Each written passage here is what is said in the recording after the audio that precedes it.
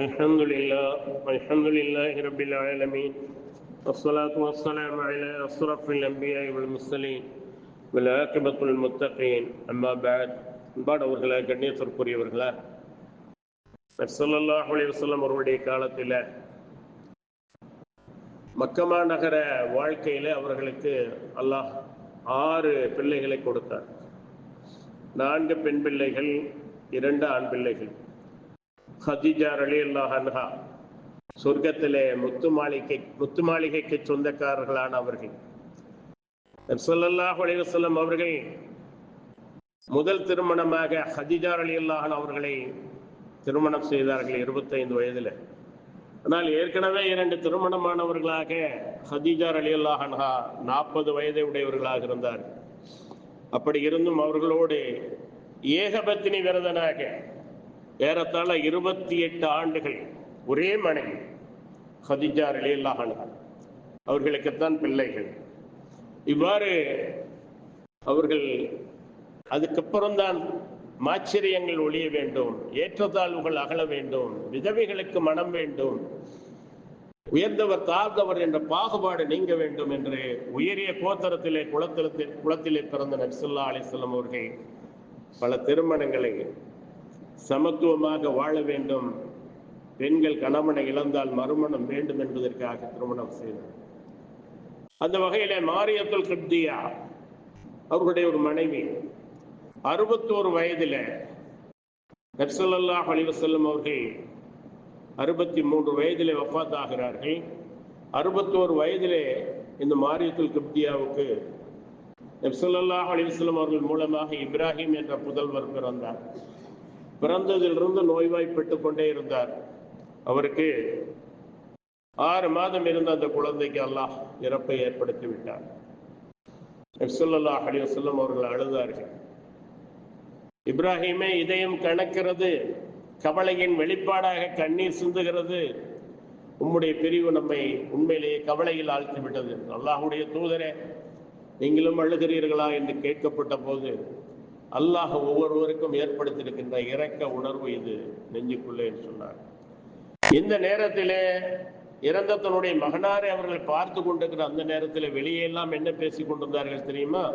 அந்த நேரம் பார்த்து சூரிய கிரகணம் ஏற்பட்டுவிட்டது. சூரிய கிரகணம் ஏற்பட்டவுடன் அல்லாஹுடைய தூதருடைய ஆண்மகன் மௌத்தான காரணத்தினால்தான் சூரியனும் சேர்ந்து கவலை தெரிவிக்கிறது, சூரிய கிரகணம் ஏற்பட்டிருக்கிறது. அப்படியே விட்டுவிட்டாலும் கூட இஸ்லாத்திலே ஏராளமான பேர் வந்து இணைந்திருப்பார்கள். ஆனால் நபி ஸல்லல்லாஹு அலைஹி வஸல்லம் அவர்கள் இந்த செய்தியை கேள்விப்பட்டு விட்டு வெளியே வந்தார்கள். அல்லாஹ்வின் தூதர் ஸல்லல்லாஹு அலைஹி வஸல்லம் அவர்கள் உயிரோடு இருந்த காலத்தில் சூரிய கிரகணம் ஏற்பட்டது. உடனே அவர்கள் பள்ளிவாசலுக்கு சென்று தொழுகையில் நின்று தக்பீர் கூறினார்கள். மக்கள் அவர்களுக்கு பின்னால் அணிவகுத்து நின்றனர். அல்லாஹ்வின் தூதர் ஸல்லல்லாஹு அலைஹி வஸல்லம் அவர்கள் நிலையில் நீண்ட நேரம் குர்ஆன் ஓதினார்கள். பிறகு தக்பீர் கூறி நீண்ட நேரம் ருக்கு செய்தார்கள். பிறகு ருக்குவிலிருந்து தலையை உயர்த்தி சமிஅல்லாஹு லிமன் ஹமீதா, ரப்பனா வலக்கல் ஹம்து, அல்லாஹ் தன்னை புகழ்வோரின் புகழுரையை செவியேற்றுக் கொள்கிறான், எங்கள் இறைவா புகழ் அனைத்தும் உனக்கே உரியது என்று கூறினார்கள். அதற்கு பிறகு நின்ற வண்ணம் சமிஅல்லாஹு லிமன் ஹமீதா ரப்பனா லக்கல் ஹம்து ஹம்தன் கஸீரன் தையிபன் முபாரக்கன் ஃபீஹி என்று சொன்ன பிறகும் அல்லாஹ்வை போற்றி புகழ்ந்து கொண்டே நின்றார்கள். அதே போல சஜ்தாக்கு செல்லவில்லை. நம் சமிஅல்லாஹு லிமன் ஹமீதா ரப்பனா லக்கல் ஹம்து சொல்லிட்டா என்ன சொல்லுவோம்? சஜ்தாக்கு போவோம். இந்த கிரான தொழுகையில மீண்டும் ருக்கு செய்கிறார்கள். ருக்கு செய்து என்ன செய்கிறார்கள்? மீண்டும் சுப்ஹான ரப்பியல் அஸீம், அல்லாஹ்வை போற்றி புகழ்கிறார்கள், பெருமைப்படுத்துகிறார்கள். முந்தி இருந்த ருக்குவை விட கொஞ்சம் கம்மி. மறுபடியும் எழுந்திருக்கிறார்கள் சமிஅல்லாஹு லிமன் ஹமீதா. அப்புறம் சஜ்தா செய்கிறார்கள்.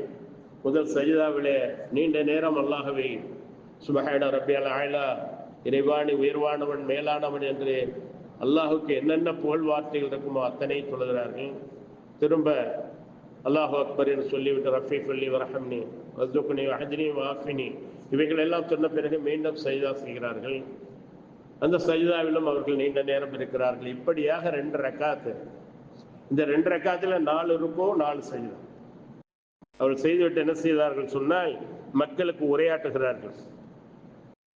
மக்களுக்கு உரையாற்றினார்கள். அல்லாஹ்வை அவனுடைய தகுதிக்கேற்ப போற்றி புகழ்ந்து விட்டு சூரியனும் சந்திரனும் அல்லாஹ்வின் இரு சான்றுகளாகும். எவரது இறப்புக்காகவும் எவரது பிறப்புக்காகவும் கிரகணம் ஏற்படுவதில்லை. வானத்தில் உள்ள அந்த சூரியனும் சந்திரனும் அல்லாஹுடைய சான்றுகள். பூமியில யார் இறக்குறாங்க யார் பிறக்கிறாங்கன்னெல்லாம் பார்த்து அது கிரகணம் ஏற்படுவதில்லை. அது அல்லாஹ் ஏற்படுத்தியிருக்கக்கூடிய அந்த சான்றுகளின் காரணமாக. இப்படி நீங்கள் கிரகணத்தை கண்டால் தொழுகைக்கு விரையுங்கள். உங்களை விட்டு அவற்றை அல்லாஹ் அகற்றும் வரை, அந்த கிரகணம் விலகும் வரை தொழுகுங்கள். நான் இந்த இடத்தில் தொழுகையில் நின்றிருக்கும் போது உங்களுக்கு வாக்களிக்கப்பட்டுள்ள அனைத்தையும் கண்டேன்.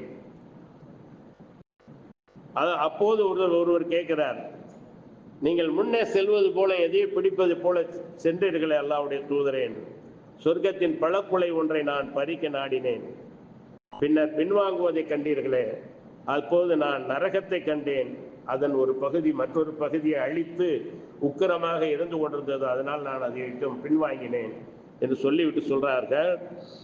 இப்னு லுஹை என்பாரை கண்டேன் நரகத்தில். அவர் தான் முதலில் கடவுள் சிலைக்காக ஒட்டகத்தை சாயிபா நேர்ந்து விட்டவர் ஆவார் என்றும் நபி ஸல்லல்லாஹு அலைஹி வஸல்லம் அவர்கள் கூறுகின்றார். ஆக அல்லாஹுடைய அத்தாட்சிகளிலே சான்றுகளிலே உள்ள சூரியனையும் சந்திரனையும் அல்லாஹ் படைத்த அவை நமக்கு பயன்பாட்டுக்காக உள்ள அவை, பல விதத்திலும் விவசாயங்களுக்காக உள்ள அவை. இப்போ விவசாயம் பண்ணும்போது அல்லாஹ் சொல்றான், விவசாயம் செய்து நீங்கள் அறுவடை நாளிலே ஏழைகளுக்குரிய பங்கை கொடுத்து விடுங்கள். இதுதான் அல்லாஹுக்கு நன்றி செலுத்தும் பொருட்டு அல்லாஹ் படைத்த சூரியனால், அல்லாஹ் படைத்த அந்த வானத்தில் இறக்கப்படுகின்ற மழையால். ஏனென்றால் திட உணவு எது வேண்டும் என்றாலும் நமக்கு வான மழை தான் காரணம். அல்லாஹ் தான் உணவளிக்கிறான். பூமியிலே நிலத்தடி நீர்கள் சேமிக்கப்பட்டிருக்கிறது என்று சொன்னால் எல்லாம் வானமழையின் காரணமாகத்தான். போர் போட்டா தண்ணி வருது, கிணறு வெட்டினா தண்ணி வருதுன்னு சொன்னா இது பூமி உற்பத்தி பண்ணி கொடுக்கல. ஆய்வு செய்கிறார்கள், கீழ்மண், சேற்று மண், சகதி மண், மணல், அது எல்லாத்தையும் கொண்டு போய் லேப்ல வச்சு ஆராய்ச்சி பண்றாங்க. ஏதாவது அதிலிருந்து மீண்டும் நீர்க்கசிவுகள் இருக்கிறதா என்று. ஒன்றுமே இல்லை, காய்ந்து வறண்டுதான் போகிறது. ஆக வானமழையின் காரணமாகத்தான் நிலத்துக்கு பூமிக்கென்று ஒரு சொட்டு தண்ணியை உற்பத்தி பண்ணக்கூடிய நிலை இல்லை. நமக்கு வேண்டிய திட உணவு கோதுமையா இருக்கலாம், அரிசியா இருக்கலாம், வேற எதுவாக இருந்தாலும் சரி, லிக்விட் ஐட்டமா இருக்கக்கூடிய அது ஜூஸாக இருக்கலாம், காஃபியா இருக்கலாம், டீயா இருக்கலாம், எல்லாமே அல்லாஹுடைய ஏற்பாட்டின் பிரகாரம் நமக்கு வந்து கொண்டிருக்கிறது. இவைகளை அல்லாஹ் சுப்ஹானஹு வ தஆலா இந்த வானத்தை, அதில் உள்ள மேகங்கள், இங்கிருந்து நீரை எடுத்துட்டு போகுது, திரும்ப கொண்டு வந்து பூமியை கொடுக்குது. இதெல்லாம் அல்லாஹ் ஒரு கருவிகள் ஆக்கி இருக்கிறான். சூரியனை, சந்திரனை, வானத்திலிருந்து பொழியப்படுகின்ற மழையை எல்லாம் நாம் வாழ்வதற்காக, நாம் இந்த உலகத்திலே அல்லாஹ்வை வணங்கி வாழ்வதற்காக அல்லாஹ் ஏற்படுத்தி இருக்கிறது. அதற்கு இணை கேட்பிக்க கூடாது. அல்லாஹுக்குத்தான் முழுமையாக நாம் கட்டுப்பட்டவர்களாக இவ்வளவையும் படைத்து இவ்வளவு வாழ்வாதாரங்களையும் வழங்கி இவ்வளவு நியாமத்துகளையும் வழங்கிய அல்லாஹுக்கு நாம் நன்றி செலுத்தக்கூடியவர்களாக இருக்கும். கணவன் மனைவிக்கு செய்யக்கூடிய அந்த புடவை எடுத்து கொடுக்கறதா இருக்கட்டும், உணவு கொடுக்கறதா இருக்கட்டும், மற்ற விஷயங்களா இருக்கட்டும், அந்த பெண் கணவனுக்கு கட்டுப்பட்டவர்களாக நடக்கிறார். திடீரென அந்த கணவனை விட்டு வேறொருவரை கணவனுடைய படுக்கையில அனுமதித்தால் அந்த கணவனுக்கு எவ்வளவு ரோஷம் வரும். எல்லாம் நான் உனக்கு செஞ்சிருக்கிறேன், எனக்கு நீ மனைவியா இருக்க, இன்னொருவனை கணவனா நீ எப்படி எடுத்துக்குவே அப்படின்னு சொல்லி எவ்வளவு ரோஷம் வரும்.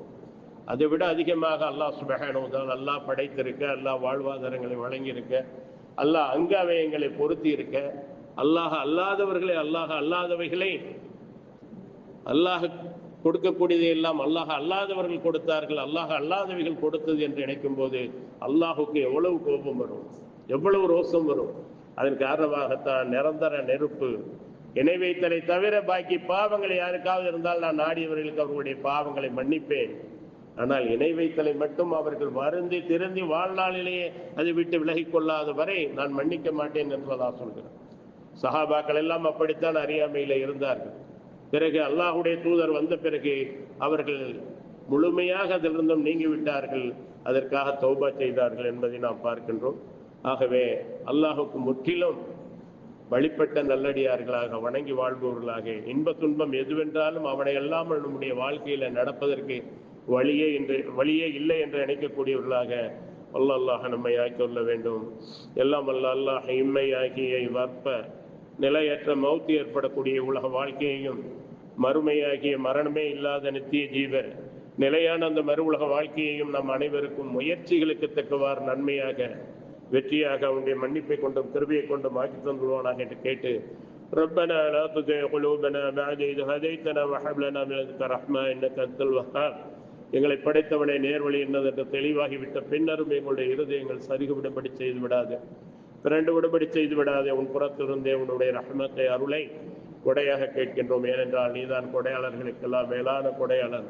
ربنا ظلمنا أنفسنا وإن لم تغفر لنا وترحمنا لنكونن من الخاسرين. எங்களை படைத்தவனே, எங்கள் கைகள் தேடிக்கொண்ட தீவினைகள் காரணமாக, பாவங்களின் காரணமாக எங்களுக்கு நாங்களே பெருமளவு அணிந்திருக்கின்றோம், பாவங்கள் செய்திருக்கின்றோம். நீ மட்டும் மன்னிக்கவில்லை என்றால் நாங்கள் நஷ்டவாளர்களாக ஆகிவிடுவோம். எங்களுடைய பாவங்களை மன்னித்து எங்களுக்கு கிருபை செய்ய ரஹ்மானே. ربنا آتنا في الدنيا حسنة وفي الآخرة حسنة وقنا عذاب النار. எங்களை படைத்தவனை உலக வாழ்க்கையும் எங்களுக்கு அழகானதாக நன்மையானதாக நீ பொருந்தி கொண்டதாக ஆக்கி தந்து, மறு உலக ஆக்ராவுடைய வாழ்க்கையையும் சொர்க்க வாழ்க்கையாக ஆக்கி தந்து, நரக நெருப்பின் மேலிருந்தும் எங்களை பாதுகாத்திடு.